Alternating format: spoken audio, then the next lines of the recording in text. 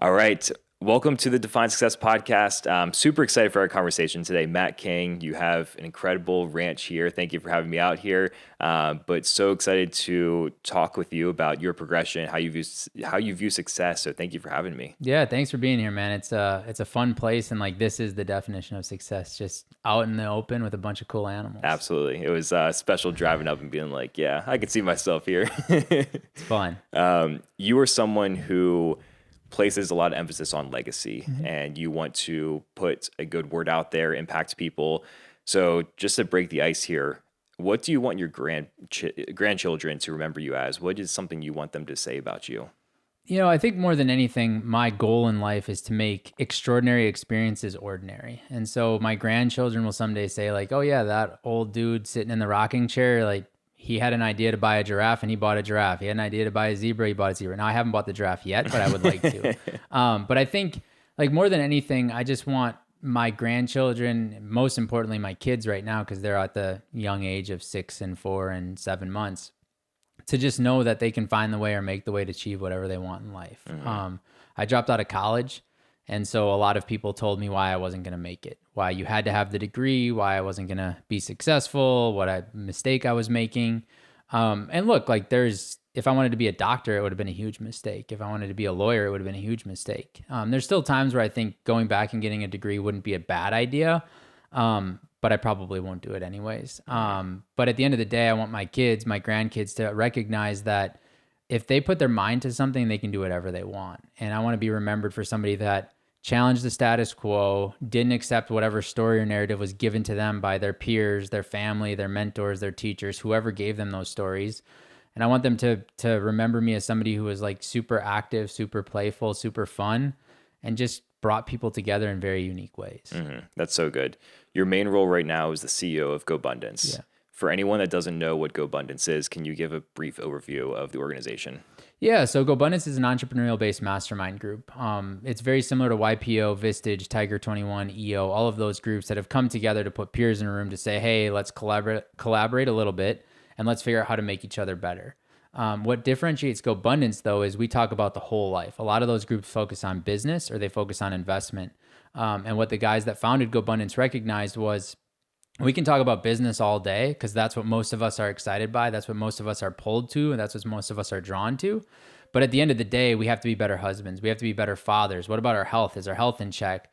We've got all these things. Are we giving back? Are we actually like contributing to society in good ways? And so Gobundance is a hard-charging group of entrepreneurs, businessmen, founders, employees that come together to say, hey, I see more for you than you're seeing for yourself. Let me hold you accountable. Let me push you to that next level, regardless of what aspect of life, whether it's being a husband, being a father, or in your business world. And it's all about having like honest, vulnerable conversations. Unfortunately, I think today's society shies away from those honest conversations. They shy away from those vulnerable conversations because it doesn't look good on social media. Like the team and I were just talking before this, like I'm on this very interesting spiritual journey. You can't get on social media and be like, I don't know if I believe in God. You'll just get shamed and hated and blamed, right? But in Gobundance, you can say like, hey, I'm struggling with this. Like, who's God? Who's Jesus? I don't understand the difference. Like, am I thanking both? Am I thanking one? Oh no, you're thanking this Holy Trinity. Like, well, what's the Holy Trinity? So in Gobundance, it's this like-minded group of men who can come together and say, hey, I have this question. I have this opportunity. I have this challenge. Let me dive deep. Let me dig into it and actually like lean in and not be judged, but actually be met with curiosity, appreciation, grace, and then people that are willing to challenge your perspective and help you go deeper. That is so good. For the person that comes into Gobundance, because I think we often are told like, or we just think that business and money, making money is the most important thing. As an entrepreneur, as a man, like this is your top priority. And then you join an organization that is telling you to prioritize health, family, your hobbies, everything else in life, experiences. Do most members that join already have this preconceived notion of, okay, I need to open up to all experiences, or is there resistance to saying, I now need to surrender and open up to more fulfilled life? I would say most people join with resistance. Most people think that the definition of success is money. And look, money's great, but money's only good for the good that money can do. And my perspective of money is just energy. The more I allow it to flow to me, the more I allow it to flow through me, the more that it will flow to me. And so I think, people look at money and have like a hoarder mentality around it, like how much wealth can I accumulate? How many cars can I buy? How many Rolexes can I buy? And then that's going to give me this definition of success. And a lot of guys come into GoBundance saying, I want to invest. I want to build my business. I want to invest. I want to build my business. And then we start to open up their eyes to like, well, without your health, what does it matter how good your business is? Without contribution, what does it matter? And so I think we show people this perspective that if you have all aspects of your life put together, now you're not going to always have them all put together well. There's going to be moments and times where some of the buckets are more full than others. But without your health, how can you possibly be a good husband? How can you possibly be a good father? You know, there'll be guys that come in and we start talking about relationship. They're like, well, I just want to talk about business. I'm like, if you and your wife are fighting at home, how are you possibly showing up as the best leader inside of your business every day? Like, you can lie to me until you're blue in the face. I call bullshit. Like, there's no way for you to possibly show up as a good leader if there's conflict at home. If you're unhealthy, you cannot possibly show up as a good leader, making good investment decisions, making good leadership decisions. If your kids hate you, it's going to sit on your subconscious somewhere. Like, so it's important, I think, to have all of the aspects of life when you go show up in your business to be a leader, when you go show up to and make an investment, because you want to have a clear head, a clear mind, and a vision for what your life's going to look like. And anybody that I ask if they have a vision, most people don't have a vision for their life. Just like you alluded to earlier, most people don't have a definition of success. But when you do ask them what their vision is and you dig deep, very, very, very rarely is it money driven. It's like my health is good. My wife and I are doing this. Our kids are doing this. Our grandchildren are doing this. And like, yes, money helps you provide all those opportunities. Don't get me wrong. Money is powerful. But at the end of the day, like, money is just a dirty piece of paper that we've given value to, that most of society now has defined as a success metric. Yeah, that's so good. There's many different buckets of life that you just alluded to. How do you view balance? It's such a hot topic in the personal development world where some people are like, yeah, you need balance all across the board. And some people are like, no, you need to go all in on this. Or maybe it's just seasons of I am completely imbalanced in this area, but then later in life, it's going to be family. Later in life, it's going to be experience. How do you view balance? Yeah, balance is bullshit. There's a saying that eagles fly with eagles, they don't fly with pigeons. And so I've kind of looked at myself as an eagle. Whether that's true or untrue, that's my belief. I'm an eagle. And so when I think about balance, I like to think about myself as an eagle soaring. Like, if they want to go right, they just lean a little bit more right, put the right wing down, and all of a sudden they'll start gliding that way. And I think that's how I view balance in life. Like, we're flying to this destination. You can't compartmentalize business and family. It's all in one animal. It's all in one bucket. And if I don't like the direction I'm going, I just slightly change the course. And my whole life is just slightly changing course every single day. Like, one day I've got it nailed down with the kids. Bedtime routine is super easy. The next day it's a hostage negotiation. So like, you're constantly having to course correct. And I think this notion of balance, for some reason, I think society loves to hold on to and grasp things that are not attainable. Balance is not attainable. The second you think you have balance, you're delusional. Like, you're going to miss something. There's going to be a bucket that drops. If you go all in on your health, your business might slide a little bit. Your relationship might slide a little bit. Your contribution might slide a little bit. When you go all in on your business, your health might slide a little bit. And so, you know, I think we're always chasing things that we can't achieve as humans. For some reason, we're wired to do that. And balance, I think, is one of those things that people are pursuing that's like really not realistic, because the second you think you've got it, it's gone. And so I like to not chase balance because I know it's not achievable. I like to just view myself again as that eagle flying on a path that I've articulated for my life. And when I don't like the direction I'm going, I just slightly course correct. And then I know that sometimes I over course correct, sometimes I under course correct, but it's all just about curiosity and awareness. So like, just constantly giving myself a feedback loop with my journal to say like, this is going well, this isn't going well. I need to focus here. I need to do this. I need to cancel that call. I need to adjust my schedule, so that I can try to be the best human I can be for my family, for my friends, for the businesses I'm running, most importantly for myself. I mean, every time you get on an airplane, the first thing they say is, in the event the cabin loses pressure, oxygen masks will fall. They never say, put the other person's mask on first. They say, put your mask on first before helping your kids or the person next to you. Because without oxygen, how can you help somebody else? Yeah. And I think a lot of times we think that balance is, I'm going to go help everybody else and deplete myself of oxygen. And then we're caught feeling empty, feeling lost, feeling confused, feeling unclear. They call it a midlife crisis. And then we go, oh shit, I don't have balance. Let me go find balance. Like, I just think it's bullshit. That's so good. It's a good reminder. And taking care of yourself first is like, it might seem selfish to some people, but that is like a very selfless thing you can do because then you can pour into others. Yeah. What are some things that you do to pour into your cup to make sure you can serve people the best way? Well, I mean, look, my morning routine is super important to me. I wake up every day 3:53. It used to be 4:17, but I got challenged that wasn't soon enough. So I wake up every day 3:53. Why 53? I hate even numbers. Okay. I have no idea why. It's like one of my like weird ticks or traits or things, but I hate even numbers. And so when I was speaking one time, somebody's like, the number 4 is even, you should get up at 3. I'm like, fine, like I'll do it. Like what's another 20 minutes? It's not going to change my life. And so I wake up every day super early. I usually spend time journaling or reading. Then I get into our gym. We have a gym at our house. I'll work out, and then we have a sauna and a cold plunge. I'll sauna and cold plunge before the day starts. And then I'm back up at the house before 6 when the kids get up. I mean, this morning's a great example. My daughter got up at 6. My son got up at 6:02. She ran out of her room. I was in the family room. She gives me a huge hug. We talk a little bit. My son does the same. We talk a little bit. So like my morning is super important to me.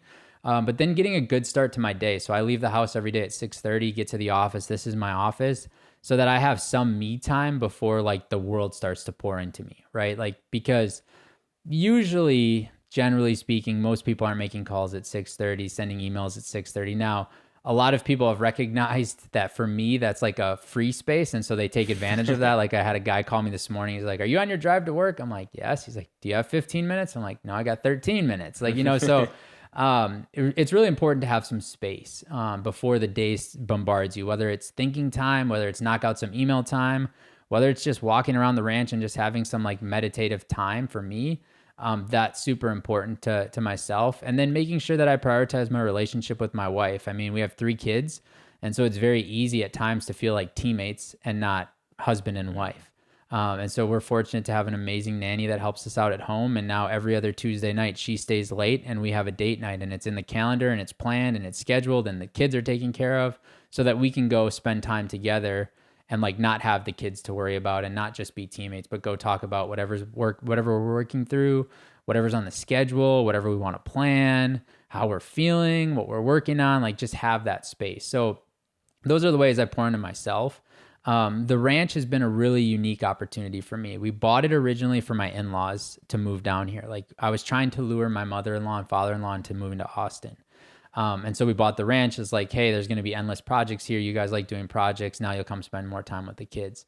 And it didn't work, or hasn't worked yet. And so I was like, well, we can't just let this go to waste. And so I started buying animals, and then saw how much joy it brought my kids, and saw how much joy it brought myself, and saw how much joy it brought my dad and my mom, our friends. And so then we just started adding animals. And so, Sunday's a great example. I was out here on Sunday. We hosted an Easter egg hunt for about 50 people. We had about 25 kids that we took on a hayride down to the pasture to look for Easter eggs. But I came out early and I was working the cattle. So we had to fly spray them every couple months so that they don't get too many flies on them. And then we have to deworm them twice a year so they don't get worms from eating the grass. I mean, it was like something I never envisioned myself being in a catch pen with giant longhorns, getting them to move through the system and then getting them into the squeeze chute. Like never in my life did I imagine I'd be doing those things. But doing them brings me so much joy. And like, that's how I pour into myself. I make sure I have those times and those moments for myself, because you can't be on your cell phone when you have a 2,000-pound animal trying to, run you down in a corral. Like you've got to be focused. You've got to be intentional. You got to know where the gates are. You got to know where's the fastest route to escape if I need to escape. And so like having ways to unplug is important. Mm-hmm. That's so good. A lot of what you've created in your life and the role you have as CEO of Gobundance comes from your willingness to just be a student in life years and years ago. So can you share the experience of when you were just almost an understudy and learned all of what you now know through business and growth? Yeah, the thing I would say is I still am an understudy. I think like the greatest gift we all have is to be students of life. And the second you think you know everything, you're going to get disrupted or beat to the top of the mountain. But when I was younger, I was 23 years old. I had the good fortune of being around the Gobundance community at a very young age. It had just, the community had just started, the tribe had just gotten launched. And I was working for one of the founders, and he said, hey, you're going to go volunteer at this thing called Gobundance. He's like, you're going to work 18-hour days. You're going to be around really cool conversations, and you're just going to make sure everybody has water in their cup. I'm like, okay, like what's a mastermind group? I didn't even know at the time. Now, the thing he didn't tell me was that I would sleep on an air mattress, which would lose air in the middle of the night. So I'd end up sleeping on the floor. But looking back, I didn't care. I recognized very early in my life that service is the Trojan horse to knowledge. And if you want to learn something, go serve somebody that's doing it. I mean, you're in the personal training world. If you go find the best personal trainer in the world and say, hey man, I'm going to work for you for free and make sure your water's filled every day, I just want to be around you, he's probably going to look at you like you're a creep first. Mm-hmm. But then he's going to say, okay. And now if you get to be around him, like proximity is power, right? So now you're going to learn from him, whether through it's him telling you, whether it's through osmosis of you just being able to see and feel and understand and be able to implement it. And that's what I did in Gobundance. I got around the right guys, asked the right questions.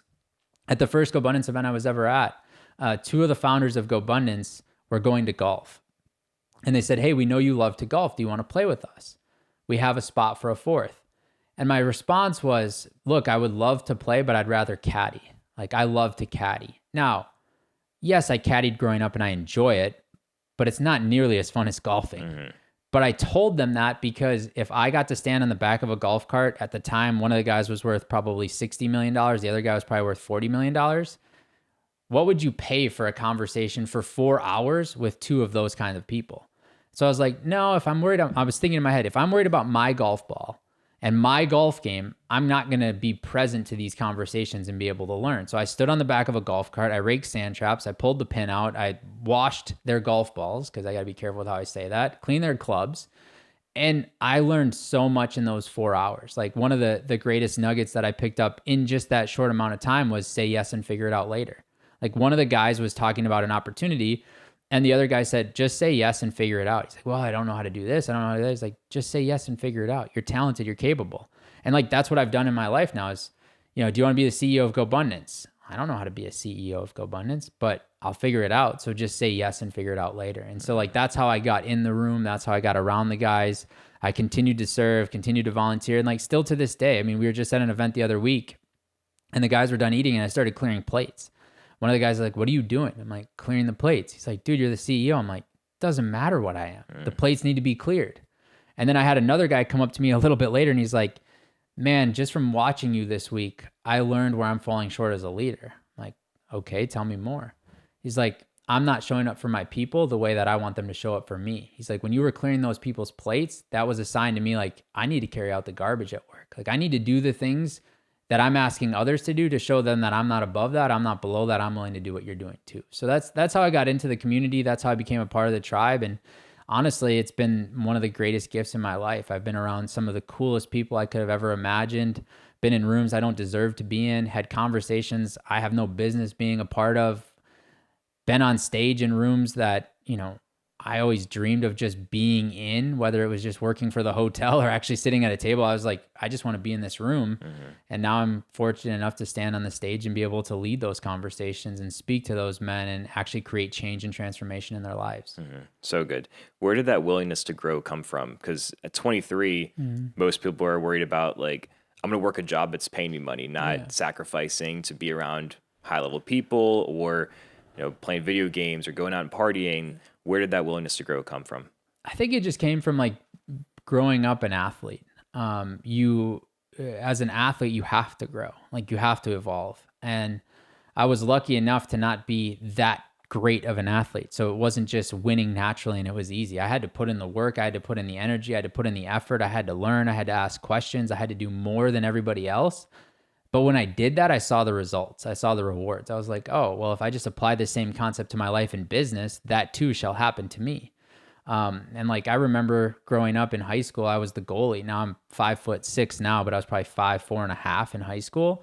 The goalie in soccer is generally the tallest guy, not the shortest guy, but I just loved playing goalie. I worked harder than everybody else. I spent more time than everybody else working on my footwork because the footwork was the only way that I could offset my height issues. And I still remember like growing up, we lost a soccer game. We got our butts kicked by a team and I didn't feel like I played my best. And I went home that night. My dad parked the car in the driveway, shined the lights on the front yard, and I was doing drills in the front yard till 10:30 at night because I knew I could do better. And then when I went to practice that next day, I saw the benefits from that extra work I'd already put in. And I think it came from that. I think it came from recognizing early in my life that if you put in the work, you will reap the benefits. Now, it's not always instant, and that's where a lot of people struggle is they think, Well, I went to the gym. Why didn't I lose weight? And most people aren't willing to sacrifice what I've been willing to sacrifice or what I'm still willing to sacrifice to achieve what I want in life. But if you put in the work, you're going to reap the benefit. It's just a matter of time. Yeah. So you dropped out of school and now are around these incredible people that are teaching you life lessons just through conversation.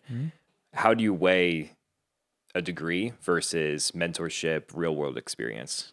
I mean, this is coming from a guy who's dropped out of school. I think degrees are useless. I mean, you need a degree if you're going to be a doctor. You need a degree if you're going to be a lawyer. But if you have the opportunity to surround yourself with the right people, that will far exceed anything you could possibly get from school. School is going to teach you the basics in a textbook. The mentor is going to teach you the real life. This is actually how the rubber meets the road. And so from my perspective, if I went to college, I might be better at things like finance and accounting and bookkeeping. Like I might have a better understanding of some of those basic things. They don't teach you what I'm working on in school. They don't teach you how to navigate mediation and arbitration and how to work with lawyers and demand letters and complaints and lawsuits and how to deal with like cap tables and investments and like all that stuff. They don't teach that stuff in school, not because they can't, but it's because they just don't know how. Like they're educators, like they're intellects, and they're teaching you from a textbook, and that's okay. You need some of that. But if you truly want to actually learn and grow, like the best way to do it, just get in the weeds and do it. I mean, it's that old saying of like, throw me in the deep end and figure out how to swim, right? Like that's what I've done in business. Now, if you get thrown in the deep end without the right people, you're going to drown. But if you get thrown in the deep end and are willing to find the right peers and mentors in your life, you'll be just fine swimming, and you'll be far better off than if you go to swimming lessons your whole life. For the person listening to this, that they want that mentorship, they want the better influence in their life, how do you recommend going about finding those people? Yeah. So like the first thing I would say is most of my mentors and influences in my life, I don't have a personal relationship with. Social media, podcasts like yours, YouTube, podcasts like mine are an incredible opportunity for you to adopt a mentor without them even knowing it. If you want to be the best putter in the world, go back and watch all of the rounds of golf Tiger Woods played when he didn't miss 6-foot putts. Look at what he did. Look at his routine. Look at his pre-shot routine. Look at his stroke. Look at how he held the putter. Just do exactly what he did. Now, there's a mindset piece you're going to have to pick up too, but you can go back and read books about how he developed that mindset, right? When he was putting, when he was a kid, his dad would have money in his pocket and he would shake the money in his pocket while Tiger was putting to give him a distraction, so he would have to stay focused. Okay, well, go find a place where there's a bunch of distractions and practice your putting stroke. Like it's pretty easy to adopt Tiger Woods as your mentor in golf without actually calling Tiger Woods and knowing him. Now, with that said, there's also the ability to actually get in relationship with a mentor, but most people aren't willing to do it. They're afraid to reach out because they're afraid of rejection. And so I'll never forget when Holly first started working with me, she came to me to one of my speaking events, and a person asked me a question in the audience. And I was like, hey man, like, this is going to require a longer answer. Here's my cell phone. Just give me a call. And I got off the stage and Holly's like, why did you just give out your cell phone number to a room of 150 people? Like, because nobody will call. It doesn't matter. I'm like, I was right. Nobody called. Not only did he not call me or text me, but nobody in the audience who now had my personal cell phone number reached out to me. Wow. Because most people are afraid of rejection. And so to the person that wants to reach out, my response would be, send the damn email. Send the text, make the phone call, show up at the office with donuts, do whatever happens, because the worst thing that happens is that they don't respond. And that's the exact same spot you're in if you don't send the email. So like, figure out who they are, figure out what they need in their life, find a way to serve them, and then ask what it would take to be mentored by them. Like every single person I know has something that's near and dear to their heart, whether it's a charity, whether it's a ranch, whether it's cutting their grass, like everybody has something near and dear to their heart that they need help with. Find a way to serve those people, and they will mentor you endlessly. They will give you endlessly because they want to serve you in return. That's just human nature. That's so good. It's very powerful just being able to, in a way, sacrifice and just for free, just be like, I'm going to give my time. I'm going to give my energy to someone and get a return. And those people that you look up to, they want to see effort in return. And like those people that you were golfing with, they want to see that you're all in, you're not sleeping in. So what are some habits you started to adapt around 23, 24, 25 that qualified you to continue to grow with these successful men? Yeah, the first thing I'll say is, going back to your point, a lot of people are willing to make the sacrifices, but they're willing to make the sacrifices with the assumption that the reward is going to come. You can't sacrifice only because the reward is going to come. You have to sacrifice regardless of if the reward ever comes or not, because it's inauthentic to sacrifice and expect something in return. And people will see right through that bullshit and be like, no, you're out. But back to your question, one of the first habits I picked up was having a vision for my life. I have a clear, well-articulated 5-year vision. I have a vision board right above my dresser. Every day when I put my socks on, I see the vision I have for my life, my family, and myself. And I learned that at 23. I always would say, I have a vision for my life. I want to be a millionaire by the time I'm 30. But there was like no real vision. That was just like a dream because I didn't have a plan behind it.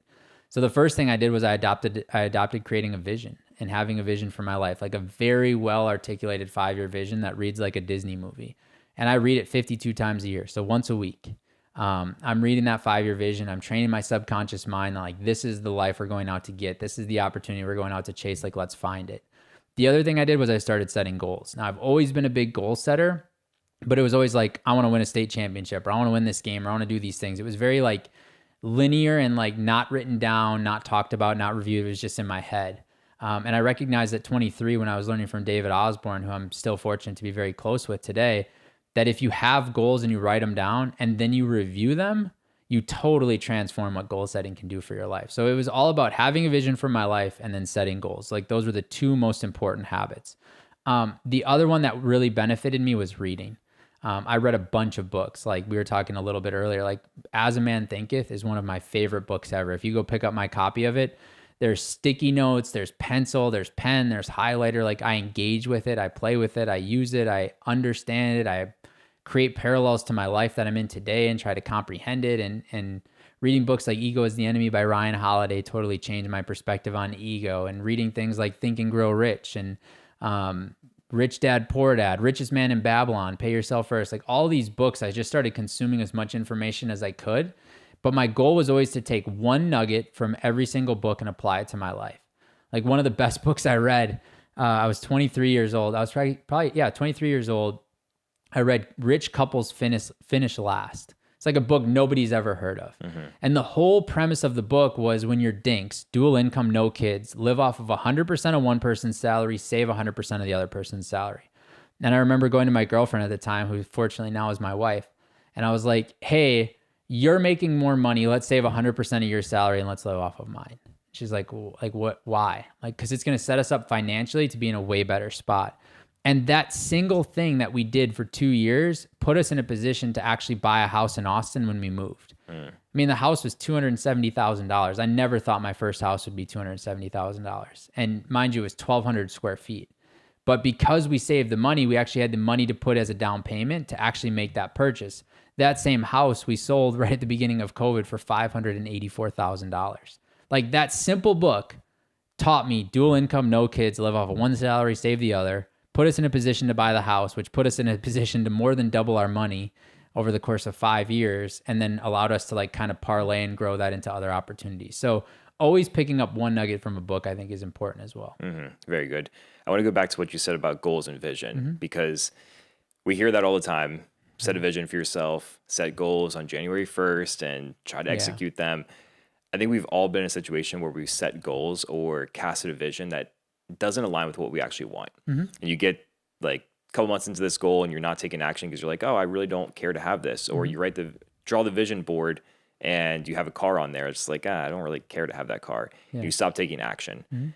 How do you find what's actually meaningful to your life and pursue that with consistent action? I find what's meaningful by doing exactly what you're saying. Put it on the vision board. It no longer resonates. I erase it and I put something else. I think the best way to find out what you truly want is to chase something and see if you feel good. Does it bring you energy? Does it take your energy? Does it bring you excitement and joy, or does it take your excitement and joy? I think what a lot of people are looking for is an excuse to stop taking action. So they say, I don't want that car anymore. I'm going to stop taking action. Like, instead it should be, I'm going to continue to take action, but it's not going to be towards that car. It's going to be towards a zebra or whatever else brings you joy, whatever else fires you up. But I think it's the way that we learn everything in our life. It's through trial and error. It's the way we learn how to ride a bike. You don't get on a bike the first time and be like, I want to ride a bike and ride it perfectly. You get on a bike and say, wow, that sucked. I fell, it hurt. And then for a couple of days, you don't get back on the bike. But then you're like, I really want to ride the bike. So you get back on the bike and you try again and you try again. Then you see roller skates. I want to try roller skating. You just keep trying things until something resonates and something sticks with you. but that requires that you actually have to be willing to take risks and gamble on yourself and try things. And when they don't work or they don't feel good or they don't bring you excitement or joy, not stop taking action, but just pivot and choose something else. I think a lot of people get in this analysis paralysis and are so afraid to make a choice that they never choose anything, which is like my biggest fear in life. Like I never want to be somebody that, wow, he never made a choice. Like if anything, the one criticism of myself I give myself is I probably choose too quickly, which means like I don't give things enough time to grow and enough time to foster, because I'll choose something, it's not working, I'll choose something else. I'll choose something, it's not working, I'll choose something else. Because I don't ever want to be accused of like, well, he just wouldn't make a choice. Because that's just a miserable way to live from my perspective. 100%. When you were casting a vision, a lot of it goes into your business and what does the business look like? Where do we want to go? What's the vision for that? How do you, number one, find the right people to work for you? But number two, get them to buy in on that vision as well? The first thing, the way to find the right people is to have a vision. People want to work alongside of people that have a vision or where they want to go. The second thing I'll tell you is talent is never looking for a job. They're looking for an opportunity. A lot of people make a mistake when they're hiring. They're like, this is the job. This is the job. This is the job. Like no real talented person that I know wants just a paycheck. They want an opportunity. Like how can this provide for me and help me achieve my vision, my goals, the plan I have for my life? So you have to look for talent. And you have to be willing to create an opportunity for the talent because they aren't just going to look for a job. And then the last thing I would say is like the way you get people to buy in on your vision is you make sure that their vision fits inside of what you're planning to do.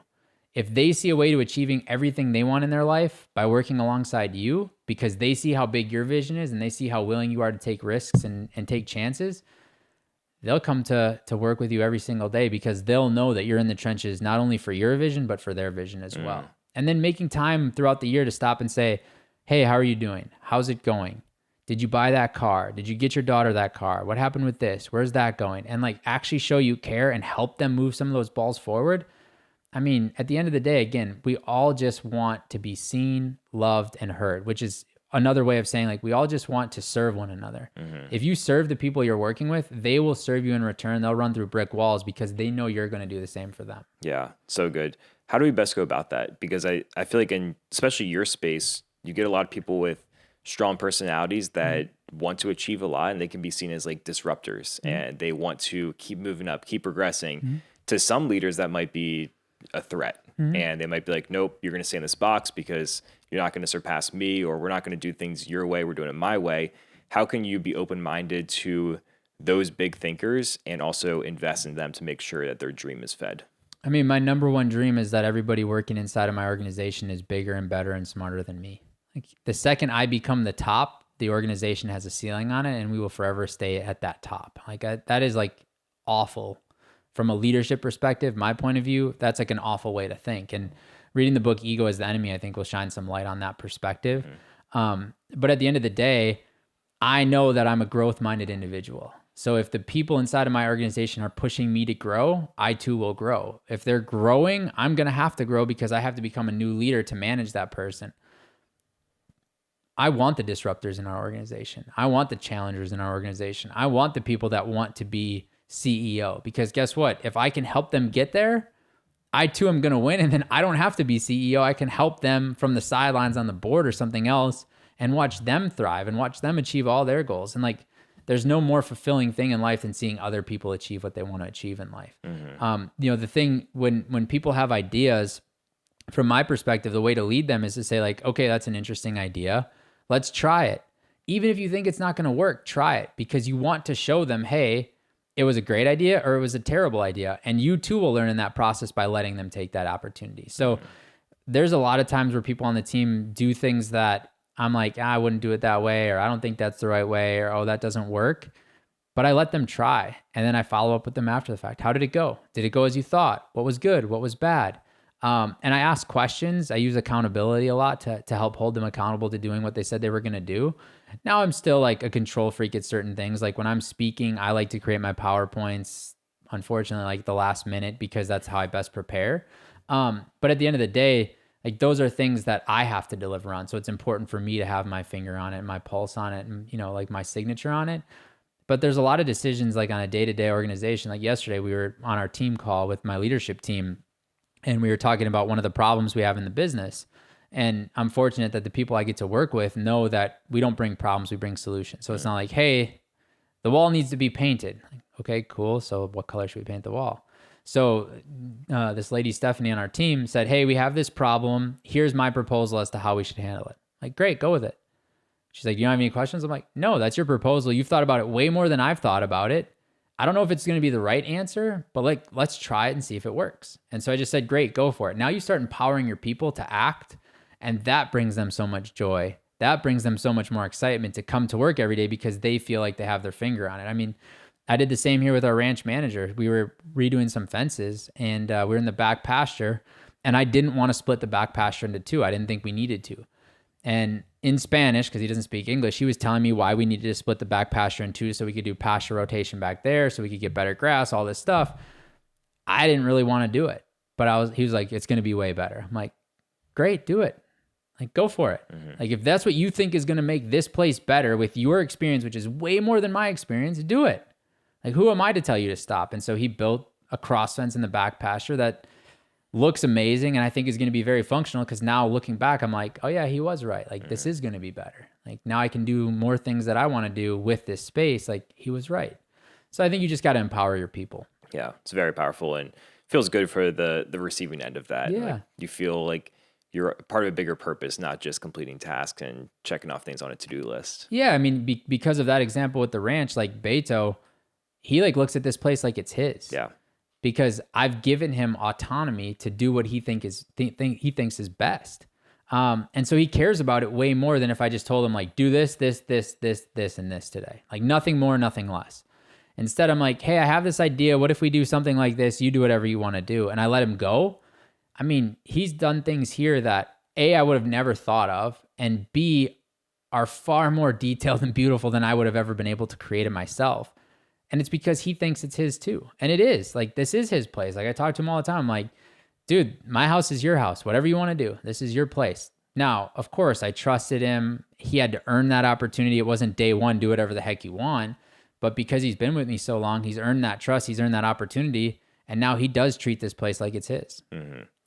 There's a lot of people listening to this that they want to be the CEO. They want to be in your shoes someday and be leading an organization and living a fulfilled life. We talked about a lot of things as far as personal development, reading books, listening to the podcast, getting around mentors, investing into yourself.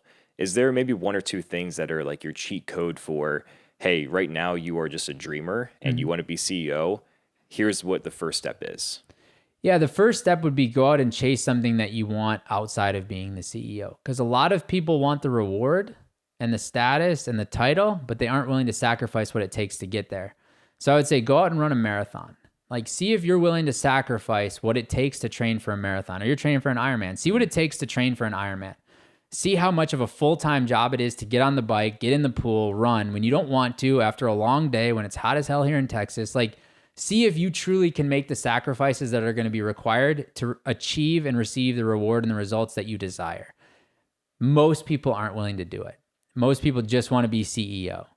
But you don't just get to wake up and be CEO. Like, actually, once you're CEO, you have to actually make more sacrifices than you did to even get there. And so my first step would be go out and do something that scares the living shit out of you, that you're going to have to work really hard to achieve, which means you're going to have to sacrifice a bunch of stuff to get there.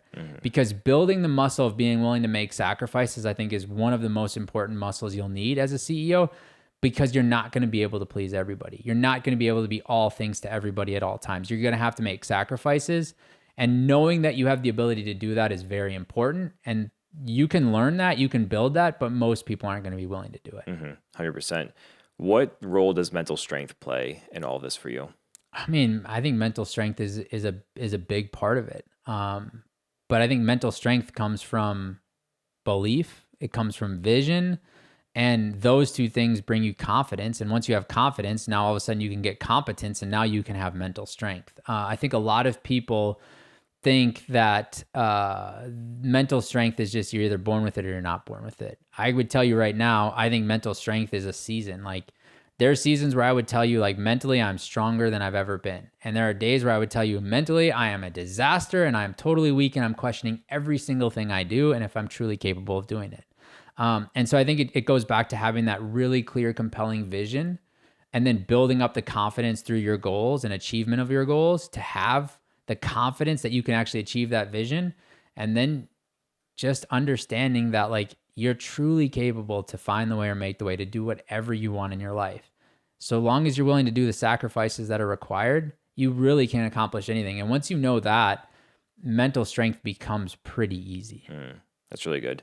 I think a lot of people have an interpretation that a CEO is working very long hours, which obviously could be true, but part of GoBundance is you need to have wealth and fulfillment in different areas of life. So while you do work very hard, you also have an understanding of I need to invest in my health, my experiences, my family. What are some things that bring you joy to make sure you're not the burnt out CEO that's working 20 hours a day and eventually is not making the progress that he wants? Are you traveling? Are you, buying new farm animals? Like, what is that for you? Yeah, I mean, like first off, it's my wife and my kids. I get home from work and we have a trampoline and the kids want to jump on the trampoline. I mean, that is just like the best time. The laughs, the fun, the games we play on the trampoline, like that is awesome. To me, that is joy.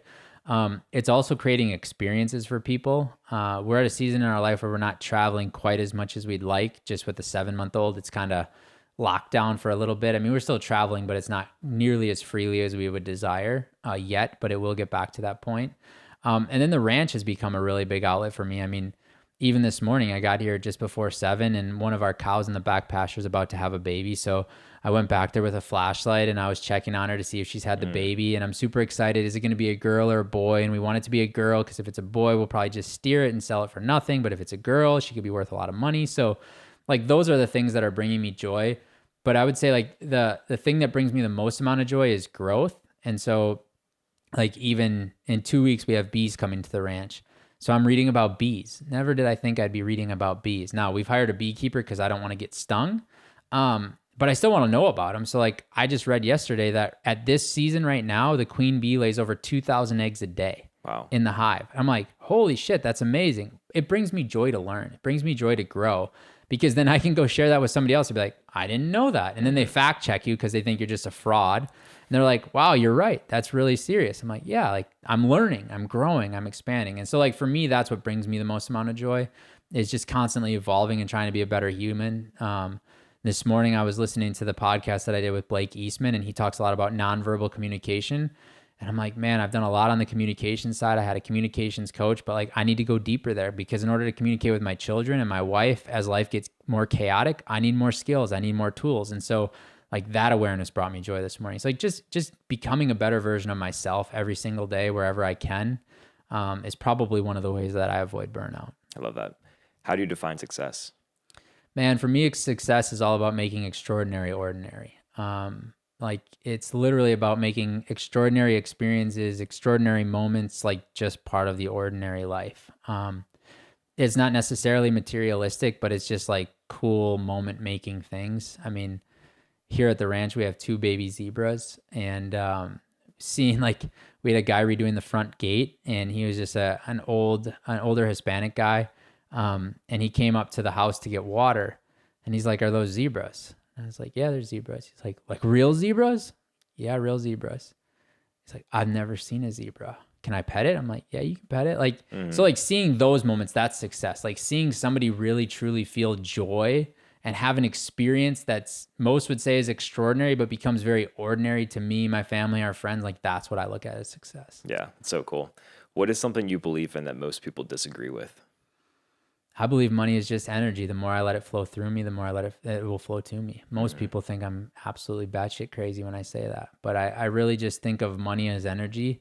I don't try to hoard it. I don't try to get possessive around it. At the end of the day, when I was working at the country club growing up, one of the guys told me it's just a dirty piece of paper and I could not comprehend what he meant. And now I look back, I'm like, oh yeah, it is just a dirty piece of paper. Like, the more I let it flow through me, the more it will flow to me. Yeah, it's very good.